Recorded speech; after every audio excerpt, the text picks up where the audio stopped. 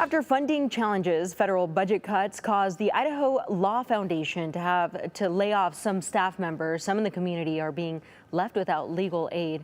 And today we're joined by Sunrise Ayers to discuss how they are responding with their upcoming fundraiser to access to Justice Fund Run. So thank you so much for joining us here. Yes, thank you so much for having me. I think it's important to talk a little bit more about the organization as a whole.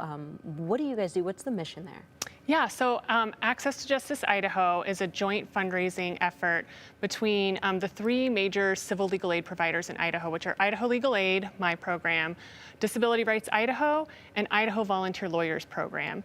And we do civil cases, which would be things like family law, guardianships, housing cases, foreclosure cases. And in those cases, you're not entitled to an attorney, so nonprofits like ours have to step in and fill that gap by trying to provide free legal services to folks when they need them. Yeah, and how needed, I mean, you talked a little bit about it, but how needed is this type of service or type of organization in our community here in Idaho?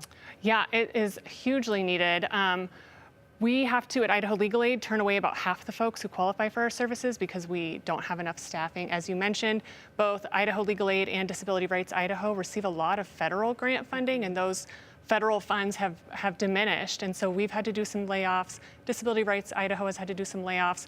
Fundraisers like Access to Justice and the Fund Run are really what are going to help us continue to meet the legal needs of Idahoans across the state. Well, now that you mention them, talk a little bit about the event coming up. Yeah, so the Fund Run is in its 10th year, and since its start in 2014, it's raised over $95,000. Last year was a record-breaking year at over $18,000, but we want to break that record again this year. And it's the kickoff event that we hold, and it's for families, for individuals who want to run or walk. It's bring your dogs, it's kid-friendly, dog-friendly, and it's a lot of fun. And there are prizes for the top finishers. Ooh, and it looks super exciting, super fun out there. I can just tell me a little bit more about why this year is a little bit more important. You talked about, and we mentioned a little bit of those layoffs, but does that impact the goal that you guys have in mind this year? Yeah, we haven't set a specific goal for the Fund Run, except for we want to break our record. And so we would love to have new folks join us and sign up. And yeah, all of that money gets split between these three organizations and goes right into the direct client services that we're providing. So yeah, we really hope that folks will join us on May 31st for the Fund Run at Fort Boise Park. Awesome.